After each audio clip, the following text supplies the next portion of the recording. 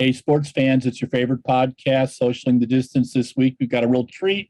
We've got Garrett Heath, and he is a Brooks-sponsored athlete who is going from the world of track and field to exploring the trails. Garrett, great to see you. Yeah, great to see you as well. Thanks for having me on. I like the hat. Thanks. Yeah, it's last time I was in Minnesota. I think it's the only piece of apparel I've ever bought from an airport, but I saw it and, Cool. don't get back that much, so couldn't pass. Well, now, is that where you were raised? Yeah. Born in Wisconsin, raised in Minnesota. I claim whichever one is most convenient at the time. Now, where in Wisconsin? La Crosse. Okay, I live in Fort, so I'm between Madison and Milwaukee. Yeah, yep. Yeah, near the People's Republic of Madison, because I got to be close to there as much as possible. Yeah, I love Madison. Love Wisconsin. Yeah, no, it's good city. Where did you go? Now, where did you go to college? I went to Stanford. So okay, that's what I thought. Completely different. Yeah, I was at a little divey breakfast place in town here, and my old housekeeper, both of her boys were, one was a triple jumper, one was a thrower from Stanford. And they were in town. We were just chatting a little bit. So, we get Stanford people to visit. They're allowed to visit my town. So just, I wonder who that was. I will have to pull his name. Michelle, it's not LeBron. Yeah, I'm having a senior moment. What was your first experience in running? Probably this third grade mile, trying to race one of my buddies and getting out kicked in the last 200 meters. Yeah, and then in high school cross country, you got to start in Minnesota running high school cross country in sixth grade. So trying to just keep up with the older guys and kind of getting thrown into the fire sixth grade. So yeah, no, I loved it. As the young kid, you're just always trying to hang on to like the old guys and be a part of the cool group with the juniors, seniors on a team as a middle schooler. Did you do indoor track in Minnesota? Do they have an indoor season? We ran one indoor meet a year usually. There was one at the U of M track. It was really just the start of the outdoor season though. And we'd go there and it was super old and dusty and, you always left with the indoor hack. But it was fun. Yeah. Ooh. What high school did you go to? Winona Senior High. What was training like in high school? We had a couple of really good coaches when I was there, and so I think we did a lot of actually Jack Daniels sort of training. I think that's what they kind of used as some of the base of their training. But yeah, we did. I got as high as like maybe upper 60s to 70 in the summer, and then usually when school started, I think I was probably running like 50s mile a week. I cross country skied all winter. I didn't run a step usually between December and March, and then built back up for track, tried to lose the upper body muscle and get some leg turnover back. But yeah, in the summers I did a lot of running, but also like did a lot of cycling, did a lot of kind of like our family's pretty just outdoorsy in general. And so a lot more cycling though, to kind of build for fun, but building the aerobic base too. There was a guy from Minneapolis in the late 60s, early 70s, Art Kennedy. He was a big cross-country skier, and he would ski all winter, 6 weeks of running, and then he would go to Boston and run 2:26 and just annoy the hell out of everybody, But his VO2 max was so high, and he hadn't beat up his legs, so, it made a ton of sense. What kind of times did you run in high school? I ran good cross country times, but those don't mean anything. For the Midwest, I was like the Southern kids who were running a minute faster. For track, I was a 409, 1600, 152 in the 8, and 906 in the 2 mile. So honestly, a little bit better times, I think, on the speed stuff, whereas like the long stuff was a little... never quite got where I wanted to be by the end of the track season. And yeah, my brother came around and proved that. I think he ran about 20 seconds faster in the 2 mile than I did. So I want to get back to you and your brother. I'm just curious about that because I ran with my brother and I was I'm just kind of curious what your experiences were. What was the biggest difference between high school and college for you? If you were talking to a group of high school kids now, what wisdom could you impart about going from high school to college as a runner? Yeah, I think the big thing is like you think there's going to be this dramatic change in everything that you do. And so that you need to like completely overhaul all your training from high school to make that jump to college. But typically, like you're so young in your training in general, like you're better off just keeping a lot of things consistent and slowly adding pieces on. And things actually don't change super dramatically. People at the college level do a lot of the same things everyone in high school does, particularly now with the internet. But like, you know, for me, it was going into my freshman year, we got the summer training packet. It was like, you know, we did one hilly fartlek, we did one tempo, and then we did one interval day every week. And so like worked out like Monday, Wednesday, Friday, did a long run on the weekend. And I remember every day, like in our training run pace was supposed to be something like 5:45 to 7-minute pace or something for easy runs. And I was like, well, if I'm going to be good, I need to run the faster times. So I was trying to run all of the fast times for every training run. And so like every training run was a workout, every workout was a workout. I was like, you know, I can still remember waking up on like workout days and being like, I feel like I worked out all out yesterday and now I need to go work out. And I got a lot better. I ran very fast in August and September that year. And by October, I was completely crushed.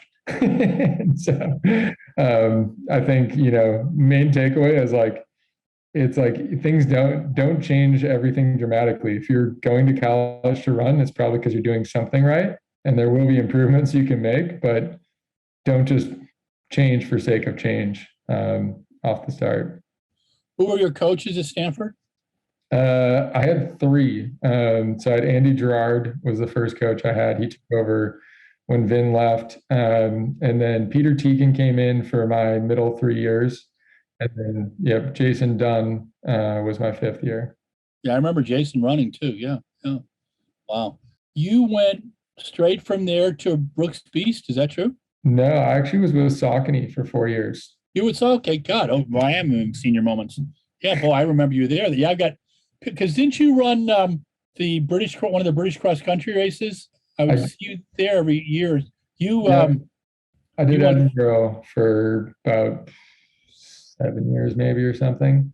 Yeah, that was an awesome. I think that's one of the toughest courses that can you describe that event? Yeah, I mean, it's just real cross country. It's, you know, it's in this park in Scotland. It's, you know, right next to kind of this like big, long, kind of like mountain plateau. I'm forgetting the name of it. I want to call it like the Haggis Knoll, but that's probably wrong.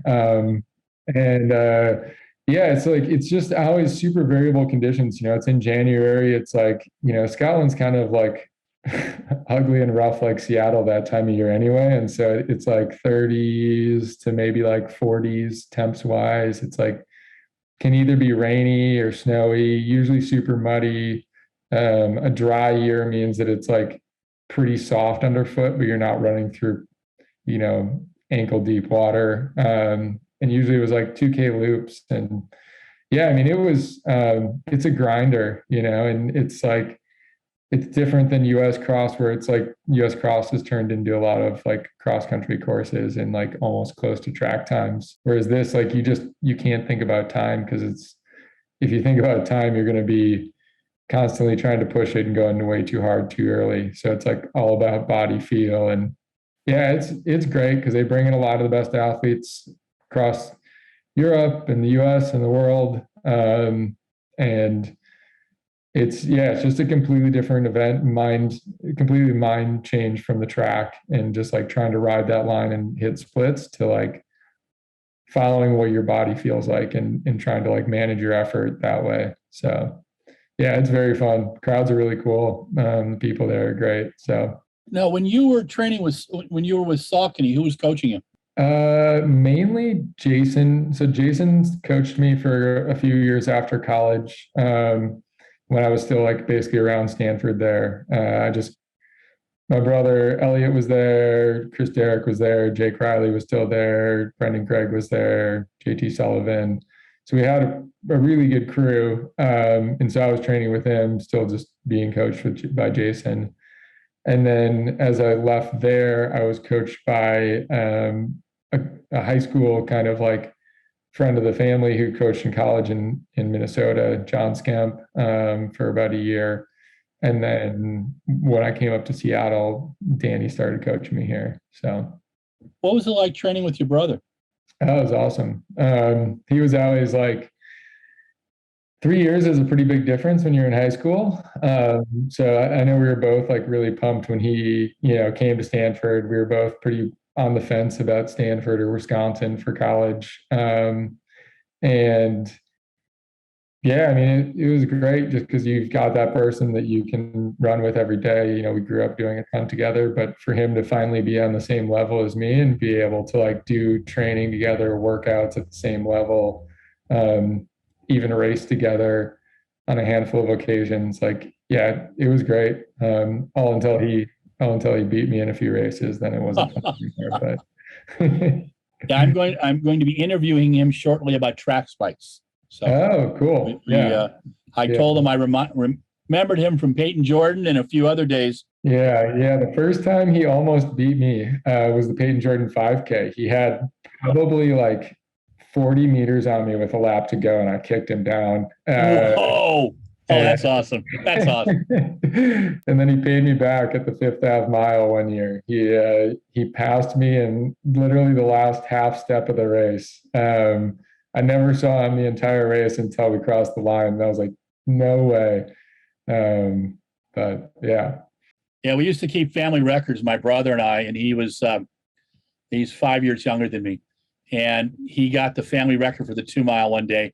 And I had to find a 2 mile race the next weekend because I couldn't let it go for more than a week, Yeah. But, Yeah. but it was always as fun.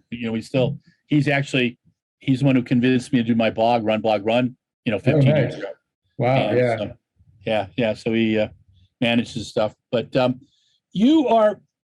remember Danny talking about that he thought the perfect distance for you was the 10,000. And you've run the 10,000. What do you think of the 10,000? I like it. It's a grind, though. I think there's a reason that everybody wants to, including myself, wants to stay in the mile as long as you can, or wants to go shorter. Yeah.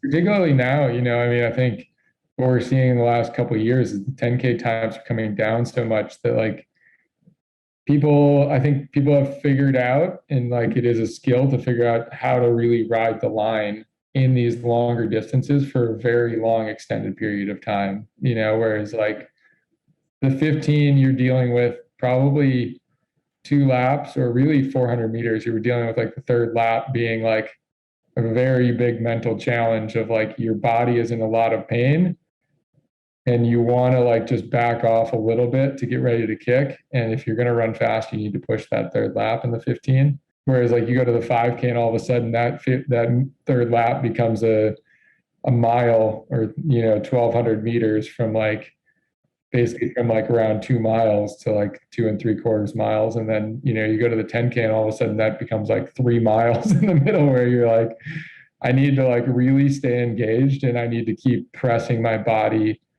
even though it really hurts. I just need to trust that like my training is going to allow me to ride this line all the way through the end. And yeah, no, I love the challenge. I think there's a lot of like, I feel like there's a lot of room for improvement there for me yet. I think I had a really good first year with it and then dealt with like a couple ups and downs with, random kind of like injury things and a little bit of plantar fasciitis and just kind of bad timing. I mean, there's only usually 2 10Ks a year basically in the world anymore. So you really do have to time it out right. But I really like the event. I do think we're going to be going away from the event, unfortunately, I would imagine, as far as like where World Athletics is at and stuff like that. And trying to find a way to keep it super interesting to the fans will be important if you want to kind of keep it around. Yeah, no, I tend to agree. I mean, I think what Sound Running has done, and a couple of the other groups in giving some opportunities make a ton of sense. But you're kind of going in a different path now. Just before we came on, you're talking about how you're looking at trails. Tell me how you came to that decision.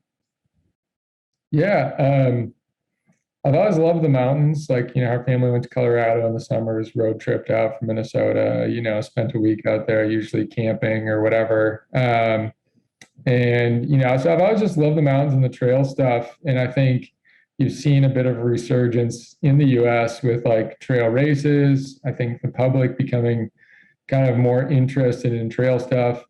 And on my side, I think realistically, like I've really put everything I had into track and field for the last 20 years. And, trying to maximize every second I can out of my body and really ride that line and, spend 8-9 months every year building towards, Olympics, world championships, US trials, stuff like that.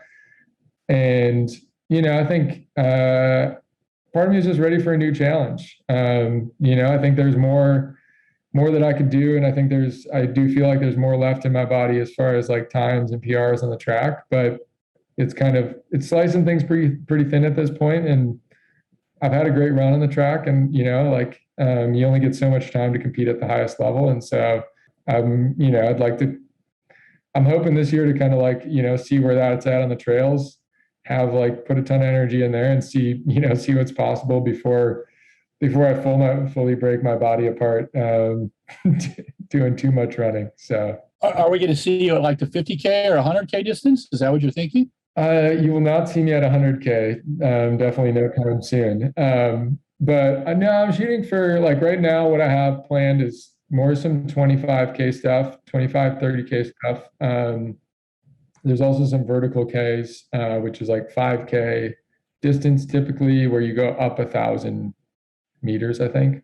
I need to get to understand things better before I step out there. 1,000 feet and 1,000 meters is a big difference. But yeah, I think right now I'm going to race. There's a Canyons 25K in Auburn, California in 2 weekends. From there, I think I might do one in Sun Mountain out in Eastern Washington. And then kind of the big focus being there's a handful in June and July with like, there's a pretty big, kind of similar to track. There's a circuit in Europe and trail running and stuff is even bigger in Europe. And so there's one in Switzerland that's like called Sierra Zinal. That's a pretty big one that I may be in over my head, but I'm gonna try to prep for that and see what happens and really try to go for it there. I think so. In the 70s, there was an American named Chuck Smead. I think he had the high school record for the marathon for a while, and he would go over there and make some serious bucks. There was the race that you just named, I believe, was one of the ones he did. And then near the end of his career, in his 30s and early 40s, he went and would race in June and July. There's a lot of cool stuff. So that sounds like, how is your training changing? Are you doing mostly miles? Are you doing fartlek work, hill repeats? What kind of things are you doing? I'm trying to figure that out. But so far, I've been just trying to do as many hills as I can, which is tough because I typically run a flat loop around the lake here in Seattle. But no, Seattle's really close to the mountains, so there's a good group of trail athletes around here. We usually meet up a couple of times a week to go out to the mountains and kind of just, it's trail stuff is cool because you really, the diversity is super high as far as like where you can go and new things to see. And so like, I mean, usually it's like, pick a destination. We're going to try to summit some mountain. And it's, it's a lot of work on the way up. The way down, you're not breathing as hard, but there's like a different technical aspect that you're working on. So everything's longer, sometimes slower, but sometimes not, trying to keep some of that speed in. So I think right now I'd say my training looks relatively similar to like what it would look like in the fall for a track season, a lot of tempo work, a lot of hills work and some strides. Whether or not that works, we'll see. But that's the current plan. So Okay, cool, cool. Had you ever tried a marathon distance? I haven't, no. Yeah, haven't done nothing over 10K really. No, 25K distance is a fun distance. I used to like to race hilly 25Ks. I thought it was kind of there's an interesting group of races where you can find that distance, and it's a pretty honest one too. Will we see you at some of the U.S. Trail Championships? Are you thinking of those as well? I'm thinking about it. Yeah, I think there's one July 10th. There's Loon Mountain is one that I'm considering, and then there's one in actually Wisconsin, the half marathon trail champs in Hayward, Wisconsin in the fall. So I think those are the two that are on my radar. I'm still a bit up in the air about like what sort of, if I'm going to mix in some road stuff. I would like to hit a fast half at some point, whether that's this fall or winter, or like a Twin Cities 10 miles. I always kind of been a bucket list race to do at some point. So sure. Are you going to stay out on the West Coast? That's the plan. Yeah, it's currently raining here in Seattle, but somehow still I'm drawn to it. I like it out here a lot, and I do still meet up and train with the beasts on occasion, and have a good group of like just Brooks being based out of here, and kind of a good group of running support around here. So you were saying that Brooks is starting to look at developing a trail group. Yeah, so they're. I can't remember exactly how many people we have on the team at this point, but they've started developing a trail team and have like a pretty like solid group of athletes. I think I definitely have the least amount of credentials coming from the track, but we have a good group. Anything from, I'm definitely on the short side. Most people are running between 50K and like all the way up to like, one or two people that are kind of going for like Pacific Crest Trail records and like Arizona Trail records and stuff like that. So pretty big diversity, but yeah, they're starting to put some money into it. I think, as the trail world kind of like fills out a bit more, I think there's more support that's going to be coming in from brands. And so Brooks has got a lot of like really cool shoes coming out on the trail side in the next like year or so here that we were talking about the other day. And so I think with some of that happening, I think it's going to be pretty neat to see more of the general public getting into trails, just because the shoes make it a lot more accessible than maybe some of the old trail stuff that felt a bit more to me like a hiking boot. Yeah, they did. What do you train in now when you're on the trails? I like the Caldera. I've always been like a glycerin guy on the roads. So the Caldera has been a really nice one. It's got a pretty thick sole. So, for us high maintenance track athletes, it gives a little bit more cushion. They've got like the Catamount, which I'm using a little bit for some like faster stuff, which is similar to Hyperion Tempo, which is a few. And yeah, there's a few others, but I think those are mainly my go-tos right now. You were talking about your background in cross-country skiing. Do you still cross-country ski? I got back into it this year. I did. I actually did the Berkey ski race in northern Wisconsin. Awesome. Like the 50K. So that was my first real ultra race, and it was a roller coaster out there, but it was fun. It was a lot of fun. So yeah, I had to upgrade my skis and all my gear from about 20 years ago to some new stuff. So yeah, they have snowshoe races around where I'm at, and I've got a pair of them in the garage, and I'm trying to talk myself into. Well, I see my neighbors, and we get a good snow cross country skiing down the block by my house, and then we've got 30K of trails, groomed trails, just in Cambridge, the next town over. So, okay. I thought about, I go out and walk there. I thought, hey, maybe I should try this. That'd be kind of fun. You were one of the things I do recall about when you were on the track is you always had good upper body strength, which, would keep you in it at the end of a race. Do you see that helping you in your trail racing? I hope so.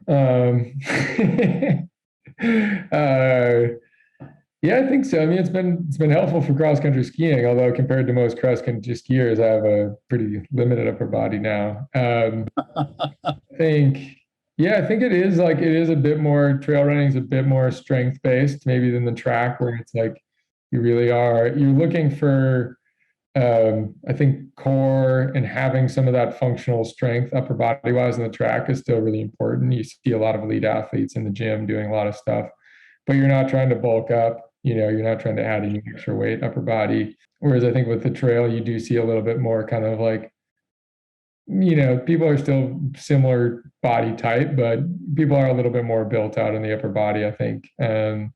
Just, talking to some people that I've heard of, people saying like, yeah, my biceps were cramping or random things are cramping on the trails. So yeah, I do think some of that strength will hopefully be important. And I think one interesting other part of trail that ties into that is like a lot of the best people on the trails tend to do a bit more cross training. I think on the track, you tend to like, you do need to be able to like have your body able to like your muscles fire in that neuromuscular pattern that's like going to make you hit the times that you want to hit. Whereas like with a trail, it's a much more interval based workout and it's a lot about just like aerobic capacity. Obviously, there's some turnover stuff in there as well, but you see a lot of people doing either gravel biking or mountain biking or cross country skiing is like a lot of ways to get in more volume without like really beating up your body, just running up and down all the time. So yeah, I think, some of that plays into just like, yeah, I think building up some different muscle groups, building up your upper body a little bit more, building up some of that lateral movement a little bit more. So hopefully, can't say for sure, but that's the hope. I remember in training with Rob DiCostella in the 80s, and he would swim 3 times a week. And he really enjoyed it. And I asked him, well, why don't you swim more? He was afraid of bulking up, but he said it really helped his end of the race, efforts and stuff like that. And he was one of the few guys doing it back then. I mean, you'd read about it a little bit, and yeah, one of our partner sites is Slow Twitch, which is a multi-event. It's guys that are biathletes and triathletes, and they're total geeks, and I appreciate that. But what's your longest run been so far? I still don't think I've gone over probably 20 miles before. Okay. Yeah. You feel comfortable with that? You cool with that distance? I'm cool with it so far. I haven't raced yet though. So I do think at some point I'll up it, but it's, it is a bit different. I think what I've been doing in training so far is a lot of like 16, 17 mile long runs where like I'm trying to use it as a workout as well. So like, doing a tempo in the middle, doing a bit of like a progression, something like that. I think if you're going for the real long stuff, probably mainly doing more like kind of just a long sustained effort, backing off like the pace a bit, just looking for time on feet more than anything. The 25K distance is interesting because it's for someone who spent a lot of time racing at 10K, you're going to kind of go at first, hey man, this pace seems a little too easy, and you can get yourself into trouble over it, and especially on trails because the hills are exciting, but they beat the heck out of you, and the downhills take a lot of concentration as well. Are you doing work to simulate that? I did, yeah. So I'm doing some trail stuff a couple of times a week. I did a workout this morning actually where I did I've been doing a lot of stuff kind of like similar. I think, a decent number of track groups do it where it's back and forth between the hills and either like fartlek or tempo work on the flat. And yeah, this morning I did a little bit of tempo work, followed up with some 5-minute hill repeats where instead of just going up the hill though, was going up and down pretty hard. And so, yeah, my legs have a different sort of fatigue right now than normal, like a little bit more of that pounding, but trying to get used to like some of that pounding now before it's like the race and I just can't walk afterwards. So.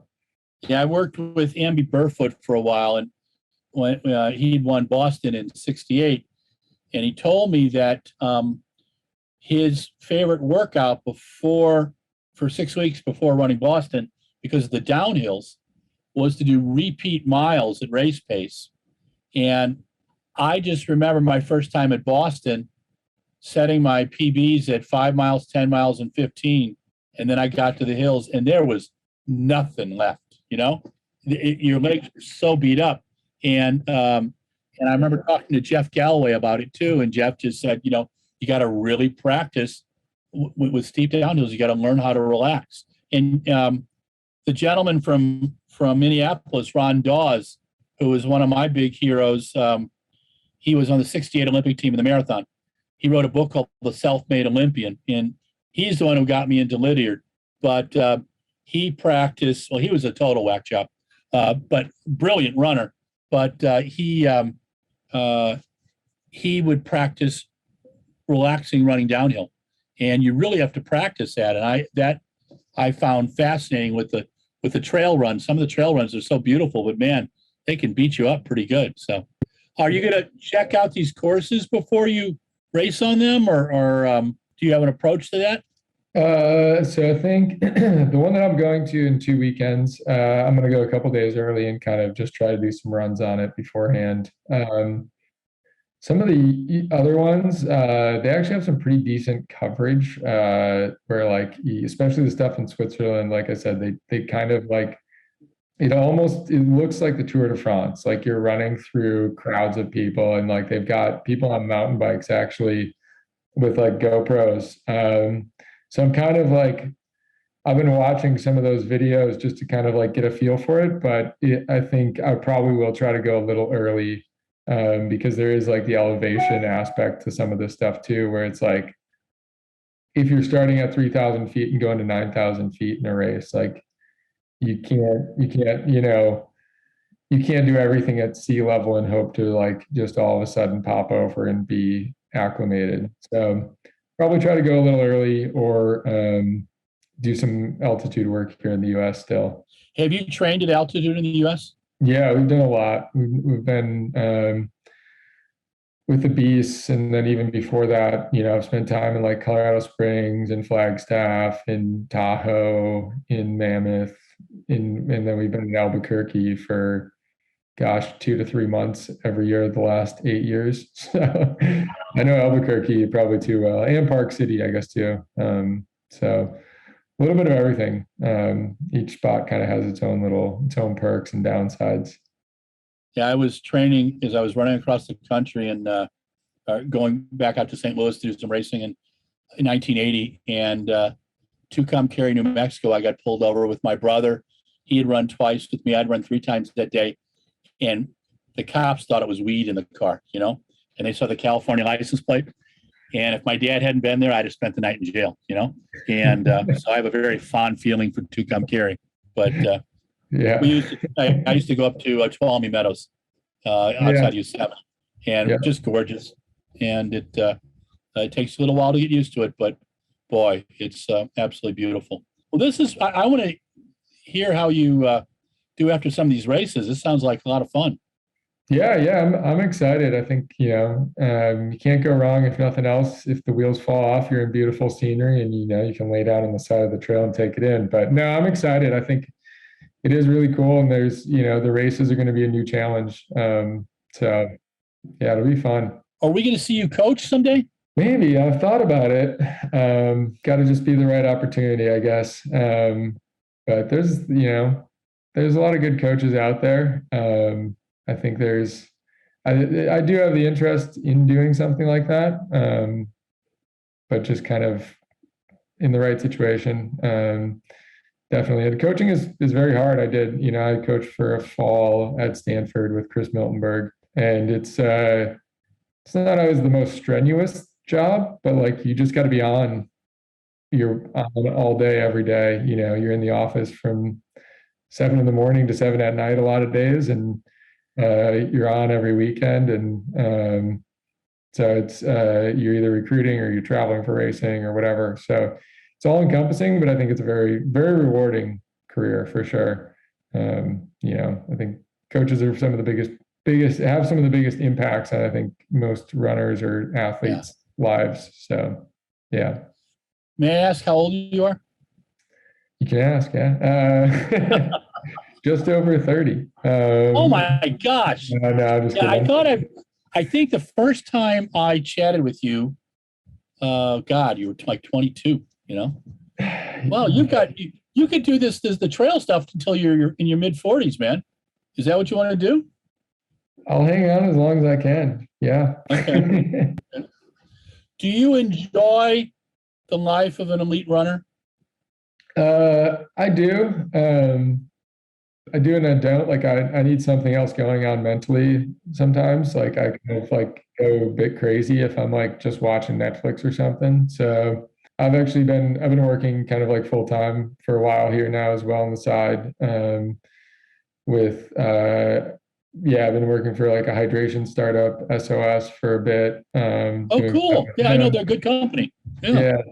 So that's been good. And before that, I worked for a startup in the Bay Area when I was down there, and I started the PhD at one point. Did that on the side. I didn't make it farther than a year. Wasn't really my thing. But just I was doing something to try to stay mentally engaged, even if it's just kind of like taking a course for computer programming or something like that. What was the PhD plan in? There wasn't a plan. I think I did I did undergrad and the master's at Stanford, and then had a really good advisor, and just kind of like really liked the program. And it was like entrepreneurial strategy is basically what it was. And so did that for a year, but I think ultimately like my heart wasn't in research, and I think you need to be invested in research, like long term, not just in the program, but like also research is the emphasis is on research more than teaching in a lot of academia, which I found a little frustrating at times. But the research just wasn't my thing, and so kind of decided to go a different way. And running, it was also a bit hard to balance running with the PhD in the same way I could with the master's or undergrad. So yeah, you can also wait till you're my age and go back, because I'd started a master's in German history, and I'm toying with going back and doing the master's PhD and then finishing up my MFA. So it's just because you can't have enough to do, in your 60s, man. So, just. I love learning. So, no, I appreciate that. Have you had a book that has been challenging to you recently? Anything you've read that non-running that you found interesting? I'm listening to this book on tape right now. Well, actually, two. So I don't know. I'm horrible at keeping myself accountable for reading. I'll start reading a book and I'd read it before I go to bed, but I put myself to sleep in about 30 seconds. So I listened to Green Lights, Matthew McConaughey, on book on tape, and that was very good. My brother was telling me about that, and he's been trying to get me to listen to it, and I that's one I want to check out. That sounds pretty cool. Yeah, it's got a lot of good takeaways. I found pretty interesting. And listening to another one right now called Burn. It's basically about metabolism, and it's a bit more. It's definitely nonfiction, but I find it pretty interesting. It ties into athletes and stuff like that. So yeah. Yeah, no, those are good. I'm actually reading the president of Brooks' book, Jim's Running with Purpose. Right? He did a nice job, Jim Weber. He did a nice job with it. It's some things I didn't know about him, and I figured out he was a Midwestern guy, but I didn't know he was, real Minnesotan and everything, Yeah. And and then he worked at Pillsbury when I was doing work for Runner's World with Pillsbury at Twin Cities Marathon, because Pillsbury owned the Twin Cities Marathon for a while. Really? And they did a killer job. Oh yeah, man, I'll tell you, that race in 1986, Brooks went 1, 2, 3 in that race. It's Greg Meyer, Mark Sinclair. God, who was the other guy? And then where I was in the media truck, and somebody who shouldn't have been driving got on the course and hit the woman in third, Jan Edel. Mm-hmm. She got up and still finished third and made the world championship team. Yeah, wow. It was. I'd never seen a car get on a course before. That was a first, But Now, Twin Cities, they just did some pretty tremendous stuff there. But you have survived 48 minutes with me, buddy. That's almost a record. Most people start crying at about 31 or 32, and then their hands start to shake. But Garrett, I've always enjoyed watching you race, and you do it. You give your best, and that's what I think is asked for. And you're a great representative of the sport. So thank you again, my friend. I really wanted to see you race, do well on the trails. That'll be a lot of fun. And we'll check back with you about that, okay? Cool. Yeah. Thank you. Thanks so much for having me on. Thanks for the time. This is Larry Eder with RunBlogRun. This is your favorite podcast, Socialing the Distance, and your favorite podcast focus, which is Garrett Heath. He is a Brooks-sponsored athlete, and we solve the problems of the world today. Garrett, thank you very much, man. Really appreciate it. Well, hello, sports fans. Larry Eder, RunBlogRun, and it's your favorite podcast of the week, Socialing the Distance. And today we featured Garrett Heath. Garrett is a Brooks-sponsored athlete. We've chatted with him before back in 2016. You've known him as a 1,500-meter runner. You've known him as a 5,000-meter runner. You've known him as a 10,000-meter runner. His coach, Danny Mackey, with the Brooks Beast, told me that he thought that Garrett could be a tremendous 10,000-meter runner, and he was. But he's looking at new journeys now, and he is looking at the trail running world. He's got some races at the 25K distance set up in the next week to month, and is looking at some championships. But Garrett is a solid Midwesterner, born in Wisconsin, raised in Minnesota, from the heritage of the great ones like Steve Hogue, second place Boston Marathon in 1970, was it 75? And then Ron Dawes, 1968, Olympic team member in the marathon, and greats like Steve Holman. There's a whole group of great Minnesota runners. Steve Placentia, the coach at University of Minnesota. Garrett went to Stanford and had three coaches there, different coaches, and I think ended up with Jason Dunn at the very end. Competed for Saucony's running club and then moved to the Brooks Beast, where he was coached by Danny Mackey for a long time. And he's kind of, Danny gives him some suggestions now, but he's kind of doing some experimenting and looking to new coach, Joe McConnelly, I believe his name is, to help him in his future endeavors. What do I like about Garrett? He's got a great sense of humor, and he is prone to analysis, and he has a lot of fun. He's a tough guy, tough competitor, cross-country skier. That means big VO2 max, good upper body strength. And he stayed at the 1,500 as long as he could and ran some good 5,000s and a couple good 10s, and hasn't raced longer than a 10K. So I'm going to be fascinated to see how he feels at 25K. I think he'll do fantastic. I think with his work ethic and with his love of running and with the training he's doing in hills, running up and downhill, because anybody can run uphill, but the challenge is to be able to race downhill too. And have that combination of skills and not beat up your legs is pretty impressive. So I'm looking forward to see how Garrett does. His brother, Elliot, was a runner at Stanford as well. Elliot works over at Nike on track spikes, and we're hoping to be talking to him soon. And was able to get to Garrett to share a little bit about training with his brother, which sounded a lot of fun too. And those bring back nice memories. But today we had Garrett Heath. He is a Brooks-sponsored athlete. He is moving to the trails.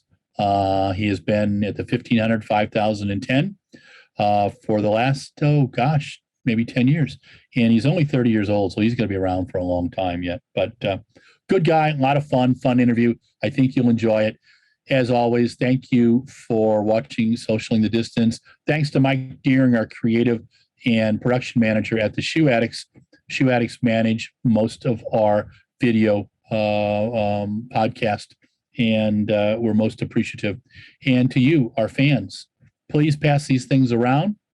Get more people to say they like it and they subscribe, because that's how we're able to get those vegan, Taco Bell burritos and, Pete's coffee.